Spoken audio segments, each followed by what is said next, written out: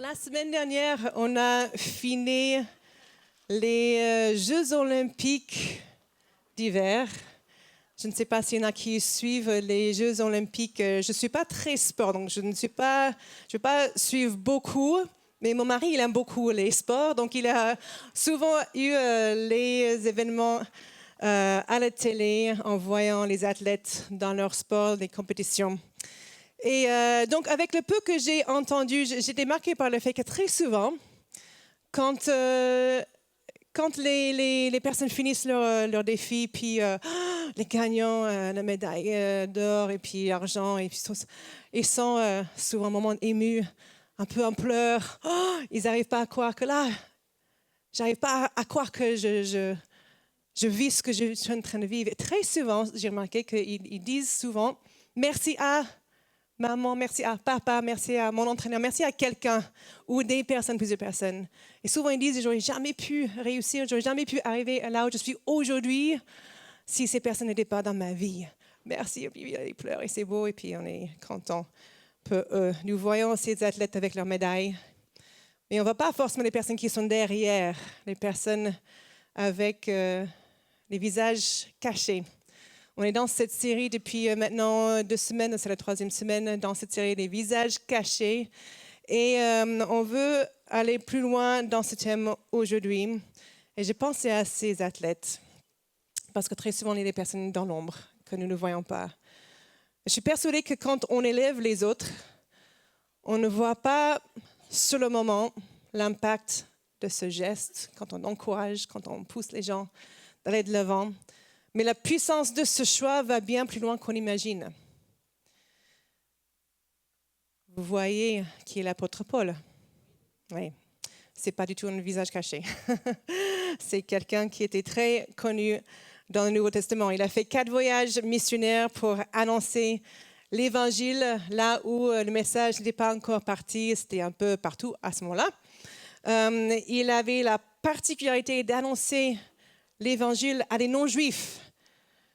Il a vu les premières personnes se convertir en Europe. Et grâce à ces personnes, on arrive jusqu'à nous aujourd'hui, toujours en Europe. Il a prêché, il a enseigné avec autorité, avec conviction. Il a écrit 2/3 du Nouveau Testament. C'est un homme puissant dans son ministère et véritablement un des piliers les plus importants dans l'établissement et l'implantation de l'Église dans les premières décennies après Jésus-Christ. On connaît bien l'apôtre Paul. Probablement, c'est la personne la plus connue, après Jésus bien sûr, dans tout le Nouveau Testament. Mais il est très probable que Paul avait le ministère qu'il avait grâce à une personne de qui on entend beaucoup moins parler. Cette personne est venue vers Paul alors qu'il s'appelait encore Saul. Cette personne a pris Saul sous son aile à plusieurs reprises. Cette personne avait probablement un rôle de mentor, au moins au début, dans la vie de Saul. Qu'est-ce que Saul serait devenu si cette personne n'a pas été là dans sa vie? Cet homme moins célèbre, le visage un peu caché, s'appelait Joseph. Et peut-être si tu pensais savoir de qui je parlais, je vous ai un peu perdu avec ce prénom Joseph. Ce n'était pas Joseph, le papa de Jésus. Ce n'était pas Joseph, celui qui a aidé à porter la croix de Jésus un petit bout de chemin avant qu'il soit crucifié. Vous connaissez sûrement cet homme par un autre prénom, mais ce n'est pas son vrai prénom. Il est surtout connu dans le Nouveau Testament par son surnom. Nous lisons dans le livre des Actes ce détail sur lui, Actes 4, 36. Joseph, celui qui les apôtres surnommaient Barnabas, ce qui signifie fils d'encouragement. C'est un Lévite originaire de Chypre. Quelques détails de sa vie. Son vrai prénom était Joseph, mais on lui a donné ce surnom Barnabas. Quand on donne un surnom à quelqu'un, c'est souvent en lien avec une caractéristique de la personne. Par exemple, mon mari, quand il était plus jeune, il jouait du basket. On lui avait donné le surnom Poulpe. Parce qu'avec ses longs bras et ses capacités d'arrêter les ballons ou récupérer les ballons, il avait bien mérité ce surnom. Je n'ai pas les longs bras comme lui, mais je prends les ballons et on lui a donné ce surnom. C'était bien adapté à sa manière de jouer. Et très sûrement, si Joseph avait gagné ce surnom Barnabas, c'était à cause de son caractère et comment il agissait envers les autres.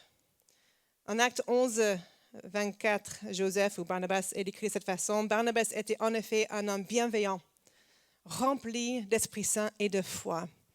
C'était un de ces gens ce genre de personnes qui étaient toujours en train d'aider les autres, d'encourager les autres, accompagner les autres. Il faisait du bien autour de lui. C'était une vraie source de bénédiction. Ce surnom que les apôtres ont donné à Joseph nous en dit long sur le caractère et la réputation de Barnabas. Et on va retracer son histoire ce matin ensemble. Mais d'abord, on va regarder un petit peu de l'arrière-plan de la vie de Saul, parce que les deux histoires sont très liées. Avant sa conversion de Saul, il était éduqué dans les meilleures écoles de la Torah, auprès des experts de la loi les mieux réputés de son temps. Saul avait une belle carrière très prometteuse devant lui. En plus, il était passionné, rempli de zèle pour la loi. Il défendait cette loi avec tellement d'ardeur qu'il persécutait les disciples de Jésus jusqu'à les mettre en prison ou même approuver de leur mort. On lit Actes 8, verset 1, par exemple. Au moment de la mort d'Étienne, Saul approuvait l'exécution d'Étienne. Ce jour-là, une grande persécution éclata contre l'église de Jérusalem. Et tous, à l'exception des apôtres, se dispersèrent dans les différentes régions de Judée et de Samarie. Les hommes pieux enterrèrent Étienne et le pleurèrent beaucoup. Quant à Saul, il cherchait à détruire l'église. C'était son objectif. Il voulait détruire l'Église. Il pénétrait dans les maisons, en arrachait hommes et femmes et les faisait jeter en prison. Voilà la violence avec laquelle Saul agissait contre les disciples de Jésus. Jusqu'au jour où Dieu l'arrête en plein projet d'arrestation. On voit en Acte 9, Saul part sur le chemin pour aller à Damas. Il a dans sa main des lettres d'arrestation pour les disciples de Jésus. Et d'un coup, une lumière flash autour de lui. Il tombe par terre. Il entend cette voix. « Saul, pourquoi tu me persécutes ?» Et il dit, mais c'est qui me parle comme ça? Et Jésus lui dit, « Je suis Jésus, celui que tu persécutes.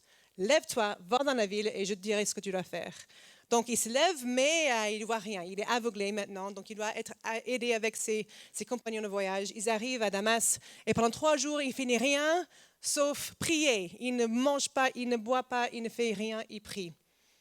Je demande quelle était la nature de ce temps de prière de 3 jours. Il était bouleversé.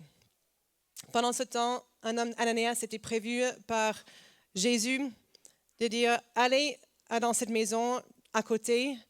Il y a Saul qui est là, il faut que tu pries pour lui, pour qu'il recevoir la vue. J'ai des plans pour sa vie. Ananias, il va, mais cet homme, il a une réputation, il est violent, il nous déteste, il va nous mettre en prison. Mais Jésus lui dit, ne t'inquiète pas, j'ai un plan très spécifique pour la vie de cet homme. Donc il va par la foi, il se présente, il prie pour Saul, les écailles, quelque chose comme ça, tombent des yeux et puis il reçoit la vue. Saul, il se lève, tout de suite, il va se faire baptiser. Il ne perd pas de temps. Il est baptisé, il revient, après, il mange. Il mange, il boit pour reprendre ses forces, et tout de suite après, il commence à prêcher. Il prêche Jésus-Christ, le Fils de Dieu, dans les synagogues. Là, c'est un changement radical.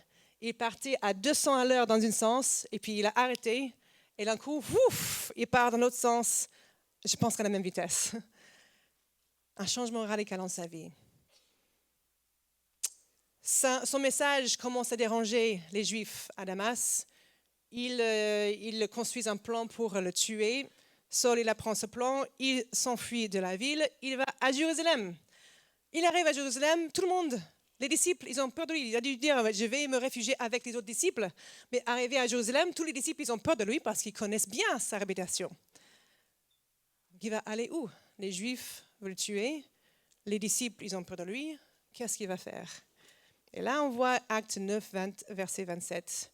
Alors Barnabas le prit avec lui, le conduisit vers les apôtres et leur raconta comment sur le chemin, Saul avait vu le Seigneur qui lui avait parlé et avec quelle assurance il avait prêché à Damas au nom de Jésus. L'arrivée de Barnabas semble venir de nulle part. On ne sait pas comment ça se fait que Barnabas croyait que Saul était vraiment changé alors que tous les autres avaient peur de lui. Il a vu quelque chose chez Saul, on ne sait pas trop. Est-ce qu'il a eu des connexions avec des personnes à Damas qui ont raconté ce qui s'est passé? Au point où Barnabas était prêt à se mouiller pour lui, pour Saul, pour l'amener vers les autres apôtres, l'accompagner lui-même. Malgré le fait qu'il ne connaissait pas Saul tant que ça, Barnabas est venu auprès de Saul comme un défenseur auprès d'une personne faussement accusée. Il a utilisé sa propre bonne réputation, son influence, la confiance qu'on avait en lui pour ouvrir à Saul un accès aux apôtres et les autres disciples à Jérusalem. Sans Barnabas, Saul était un peu coincé. Il n'avait nulle part où aller. Quand on donne de nous-mêmes pour élever les autres, on ne voit pas sur le moment l'impact de ce geste. Mais la puissance de ce choix va bien plus loin qu'on imagine. Après un petit séjour à Jérusalem, Saul doit fuir de nouveau parce que les Juifs là-bas veulent aussi, à leur tour, arrêter son message en mettant fin à sa vie. Donc, il s'enfuit pour aller à Tars, là, sa ville d'origine. Et pendant quelques années, il reste là-bas. On n'entend plus trop parler de Saul pendant quelques années. C'est quelques pages dans la Bible, mais quelques années.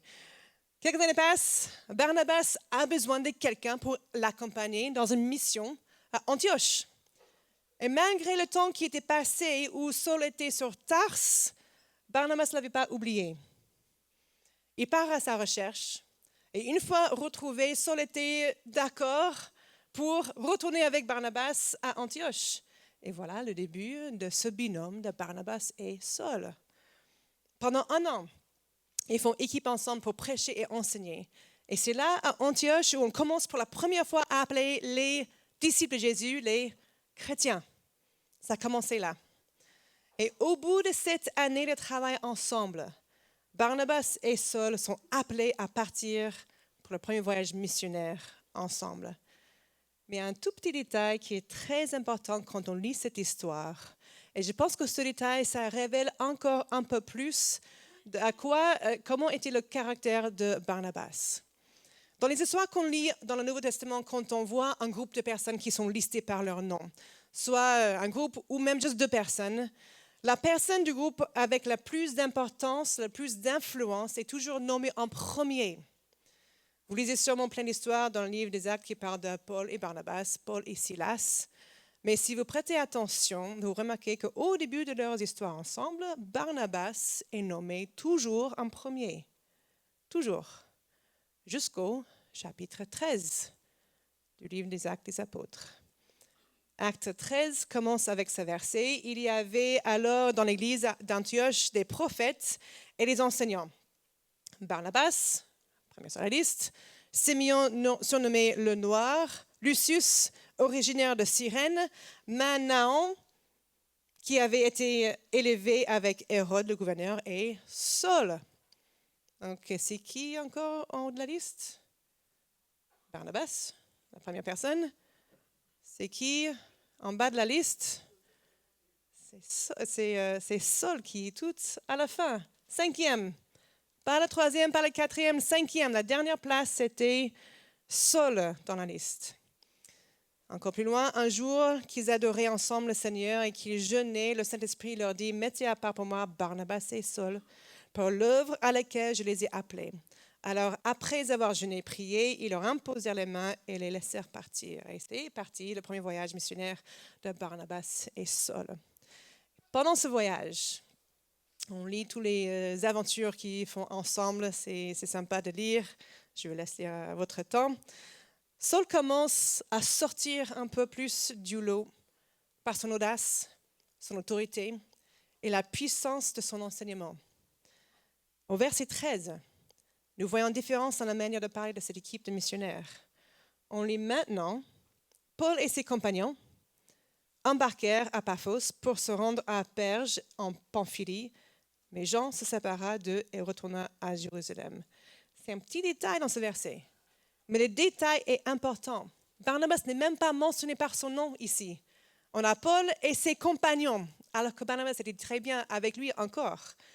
Et à partir de ce moment, dans le livre des Actes, sauf à 2 exceptions, on parle toujours de Paul et Barnabas, et pas Barnabas et Paul. Et vous avez sûrement remarqué qu'on appelle maintenant Paul et pas Saul. C'est quoi le changement? Comme son cible était des non-chrétiens, Paul, ça sonnait un peu plus grec. Saul, ça sonnait un peu trop hébreu, juif. Donc il a changé légèrement son prénom pour que ça passe mieux dans son accessibilité auprès des non-juifs.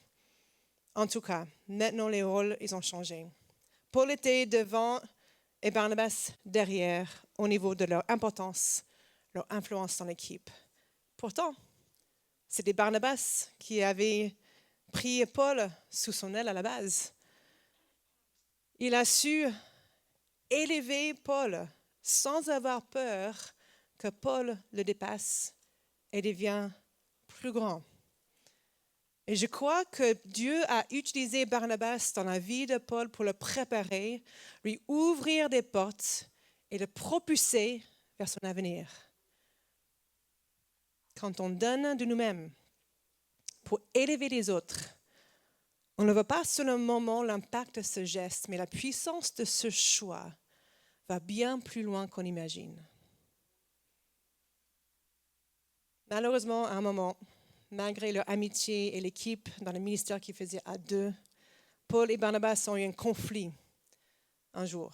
Actes 15, 36 à 38, Paul dit à Barnabas, retournons visiter nos frères et sœurs dans toutes les villes où nous avons annoncé la parole du Seigneur pour voir comment ils sont. C'est une bonne idée. Barnabas est même d'accord. Une très bonne idée. Verset 37, Barnabas voulait amener aussi Jean, qui était son cousin, surnommé Marc. Mais Paul estimait qu'il ne fallait pas prendre avec eux celui qui les avait quittés depuis la Pamphylie et ne les avait pas accompagnés dans leurs tâches. Je ne sais pas si vous vous rappelez, pendant le premier voyage de Paul et Barnabas, acte 13, on voit ce petit détail. Paul, tout devant, et son compagnon embarquèrent à Paphos pour se rendre à Perge en Pamphylie, mais Jean se sépara d'eux et retourna à Jérusalem. On ne sait pas pourquoi Marc est parti. Jean-Marc. Peut-être la pression était trop pour lui. Peut-être qu'il souffrait d'un manque de la maison, de la famille. Peut-être qu'il ne se sentait pas à la hauteur pour la charge, à la hauteur pour tout ce qu'il devait faire avec cette équipe. On ne sait pas, mais tout ce qu'on sait, c'est que Marc les a laissés en plein milieu de leur voyage missionnaire pour retourner à Jérusalem. Et entre Paul et Barnabas, verset 39, ce désaccord fut assez vif. Ah, ça fait mal au cœur. Ça fait assez vif pour qu'ils se séparent l'un de l'autre. Barnabas prit Marc avec lui et embarqua pour l'île de Chypre.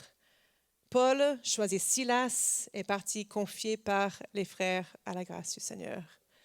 Et après ce moment, dans le livre des Actes, on ne suit que les événements de Paul et Silas et pas les événements de Barnabas et Marc. Et on n'entend plus parler de Barnabas. Mais on entend encore parler de Marc un peu plus tard. Dans une des lettres de Paul, nous lisons que bien plus tard, Marc est devenu à nouveau un partenaire dans le ministère avec lui. Finalement, 1, 23 à 24, Paul écrit « Épaphras, mon compagnon de détention en Jésus-Christ, te salue, ainsi que Marc, le même Marc, Aristarque, Démas et Luc, mes collaborateurs. » Marc est dans la liste des collaborateurs avec Paul. Et encore, il est juste le premier sur la liste. Quelque chose s'est passé dans la vie de Marc entre le jour où il a abandonné Paul et Barnabas pendant leur mission et aussi entre le moment où Paul et Barnabas ont un gros conflit à son sujet et le jour où Marc est de nouveau un collaborateur avec Paul et même considéré comme étant utile pour le ministère à ses yeux. J'ai l'impression que Barnabas a fait la même chose pour son cousin Marc qu'il avait fait pour Paul. Paul n'était pas prêt à prendre le risque avec Marc. Et Barnabas, fils d'encouragement, a vu ce que Paul ne voyait pas. Il a pris son cousin sous son aile, comme il avait fait pour Paul, l'a accompagné comme il avait fait pour Paul. Et même si, suite à ce choix, nous ne voyons plus Barnabas dans le livre des Actes, nous voyons le fruit de l'impact de sa vie dans l'homme que Marc est devenu. Je crois que Marc était encore une vie élevée et propulsée par le temps et l'investissement de Barnabas dans sa vie. Quand on donne de nous-mêmes pour élever les autres, on ne voit pas sur le moment l'impact de ce geste, mais la puissance de ce choix va bien plus loin qu'on imagine. Paul est devenu un des évangélistes les plus grands et plus influents de l'Église du 1er siècle. Marc est finalement devenu un collaborateur dans le ministère de Paul. Et il a écrit un des évangiles, l'évangile de Marc, que nous lisons aujourd'hui dans nos Bibles. Et sûrement, il y a d'autres personnes impactées aussi par la vie de Barnabas, mais on n'entendra jamais leur histoire de ce côté du ciel. Je pense qu'on entendra leur histoire un jour. Barnabas a utilisé sa position, sa réputation, son influence pour élever les autres à entrer dans leur destinée, même si lui, il a dû prendre une place moins visible derrière le visage caché. Qu'est-ce qui pourrait nous empêcher de faire pareil? D'être nous-mêmes un visage caché qui cherche à élever les autres.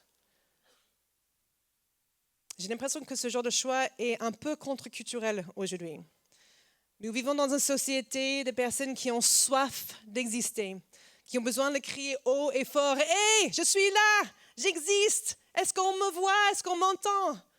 Est-ce que ma vie compte ici sur cette terre? » Les réseaux sociaux ou une existence en ligne quelconque est un des moyens les plus courants qui donne ce sentiment d'exister à beaucoup de personnes.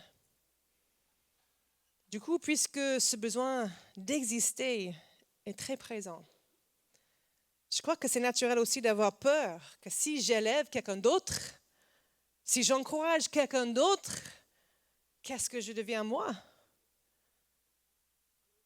Est-ce que je deviendrai du coup invisible, non existant?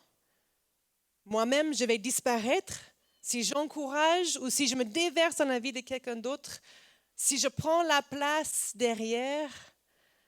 Et donc, du coup, on continue à chercher d'affirmer notre existence d'une manière ou d'une autre parce qu'on a peur de ne pas exister, que notre vie ne compte pas. Mais je ne pense pas qu'on devient ni invisible ni inexistant si on cherche à élever les autres. Au contraire. Après tout, c'est un peu ce que Jésus a fait avec nous.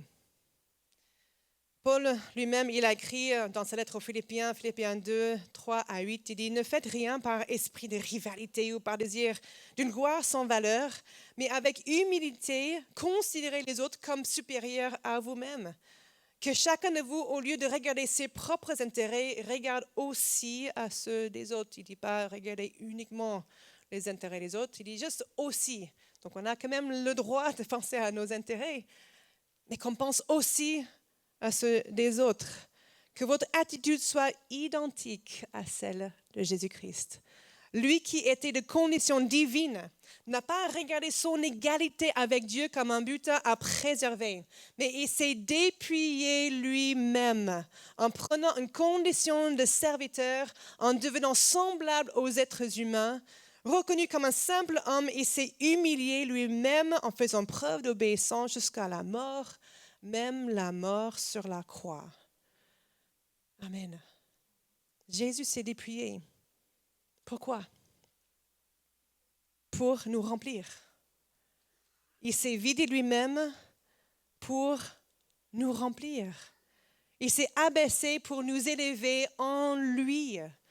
Mais il n'était pas pour autant diminué ni en tant que personne, ni dans la valeur de sa personne. Jésus s'est vidé de sa gloire pour nous remplir de sa vie. On a proclamé ça ce matin avec la Sainte Seine.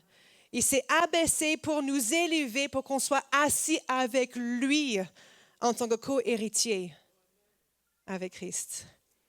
Mais en se dépouillant comme ça, il n'était en aucun cas diminué. Nous lisons encore Philippiens 2, 9 à 11. C'est aussi pourquoi Dieu l'a élevé à la plus haute place.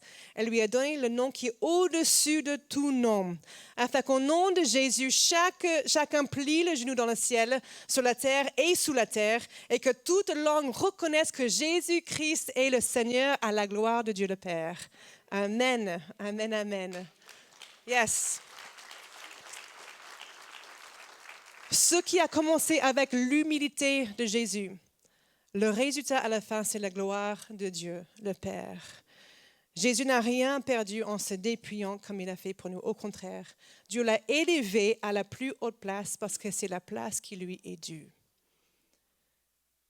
Si on se donne, si nous nous donnons pour élever les autres, Dieu ne va pas nous élever à la plus haute place, que ça soit clair. Cette place est déjà prise par la seule personne qui en est digne.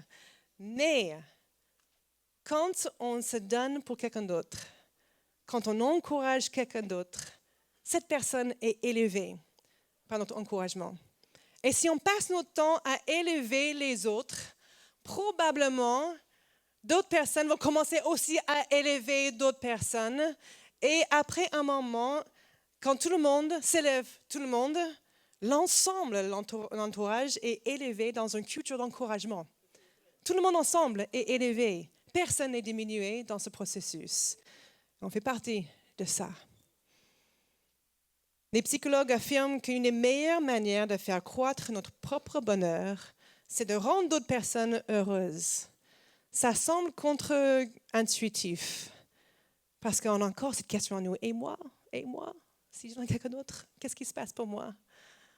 Ça rentre dans nos têtes, mais selon les recherches, quand moi je cherche à rendre quelqu'un d'autre heureux, mon propre bonheur augmente. Parce que ça crée en moi un sentiment de connexion avec l'autre personne et ça répond à un besoin fondamental chez l'être humain.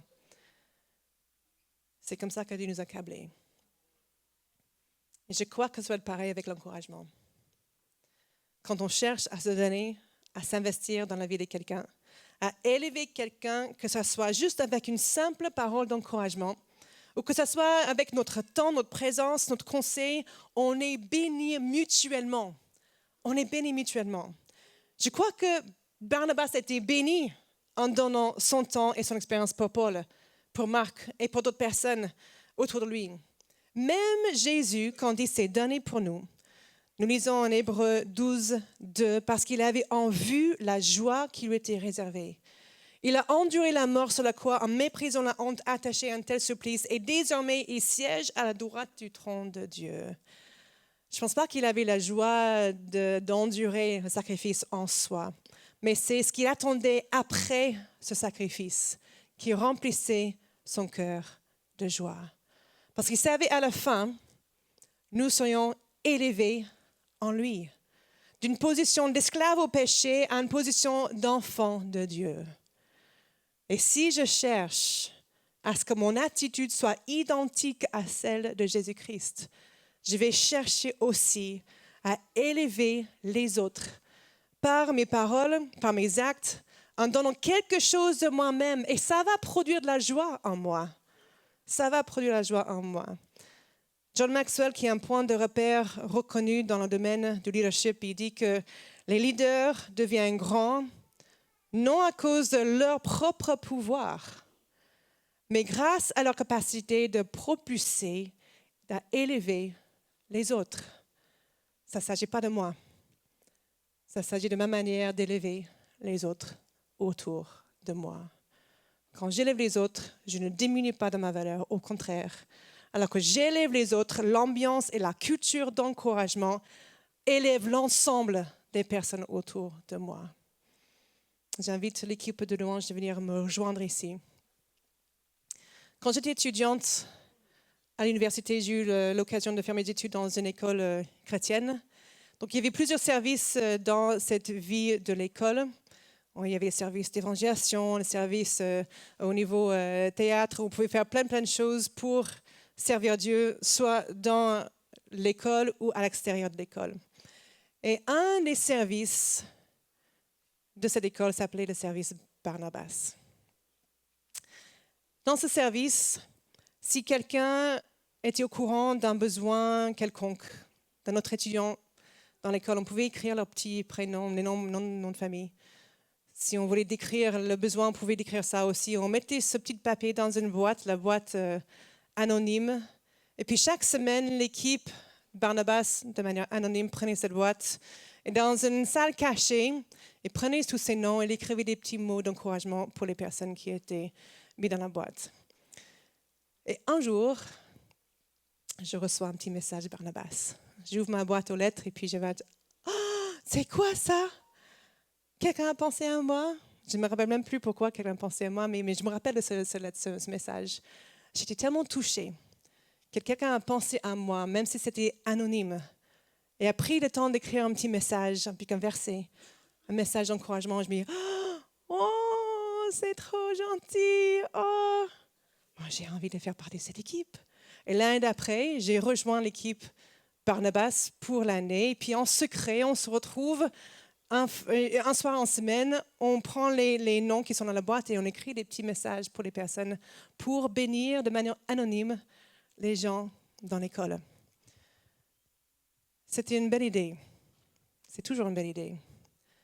Aujourd'hui, dans cette église, il y a des Barnabas ici, parmi nous.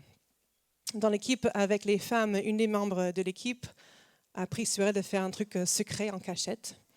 Et lors de quelques rencontres, elle a mis une boîte à côté. Et apparemment, elle a demandé à plusieurs femmes, si tu veux, écrire un petit mot d'encouragement pour l'équipe. Donc, on avait plusieurs messages mis dans cette boîte. Et chaque lundi matin, elle a pris une photo d'un message, elle l'a envoyé dans le groupe. Et on recevait tous les lundis matins, des semaines après des semaines après des semaines, un petit message d'une femme ici, de quelques femmes, plusieurs femmes ici dans l'église. On ne sait pas qui vous êtes. Et comme je ne veux pas vous remercier directement, je fais un remerciement global. Merci, mesdames. Merci, les filles. Je ne sais pas qui vous êtes, l'âge que vous avez. Mais vous ne savez pas à quel point vous nous avez bénis avec vos messages, vos paroles.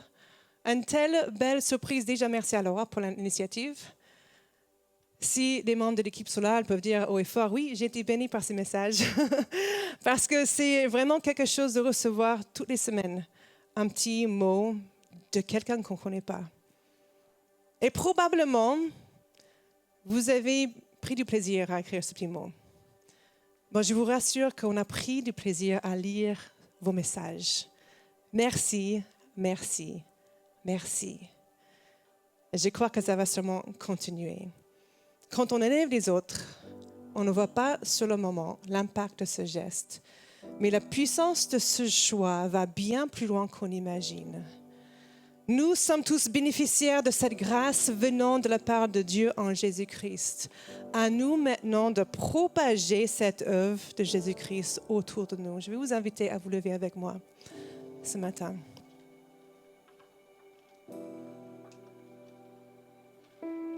L'œuvre commence d'abord avec Jésus. C'est lui qui, avant tout, s'est donné pour nous. C'est lui qui, avant tout, s'est vidé, s'est dépouillé pour nous. Et même, il est parti en nous laissant nous prendre la suite avec son esprit en nous. On est là aujourd'hui parce que Jésus s'est dépouillé. Et si on veut être des sources de bénédiction aussi à d'autres personnes en retour, il faut qu'on prenne pleinement conscience de tout ce que Jésus a pris a fait pour nous. On va chanter ce chant ensemble et on va juste focaliser avant tout à ce que Jésus a fait pour nous dans nos vies. Et après, on va chanter une fois et puis je vais revenir et puis je vais lancer un petit défi pour la suite. Mais ayons d'abord pris conscience de tout ce que Jésus est pour nous et tout ce qu'il a fait. Seigneur, je prie que tu conduis ces instants, que tu parles à nos cœurs, que tu révèles encore aujourd'hui qui tu es et ce que tu as fait pour nous. Que si on est habitué à ce message, que ça nous bouleverse encore une fois. Donc qu'on soit prêt, Seigneur, à entrer dans la prochaine étape de notre vie pour ta gloire dans nos vies, au nom de Jésus. On va chanter ce chant.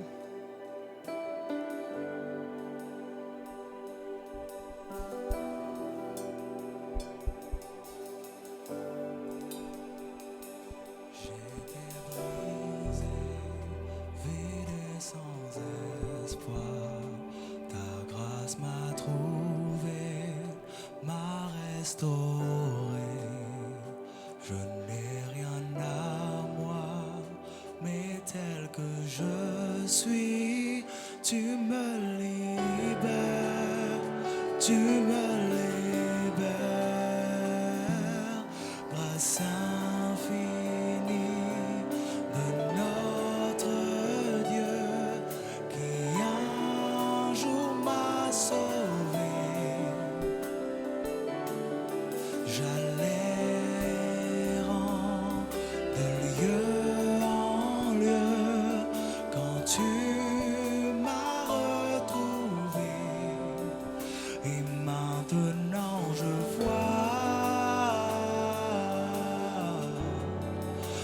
vois l'amour, la grâce dans tes yeux, donnant ta vie pour moi.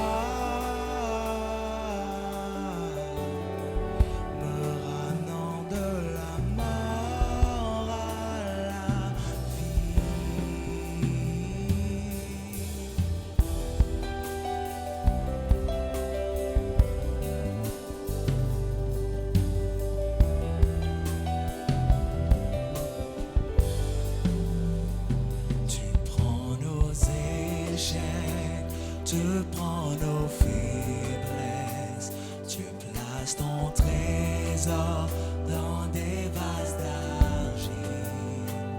Oh, prends mon cœur, Père, je veux te servir pour que tout soit ta vie en moi.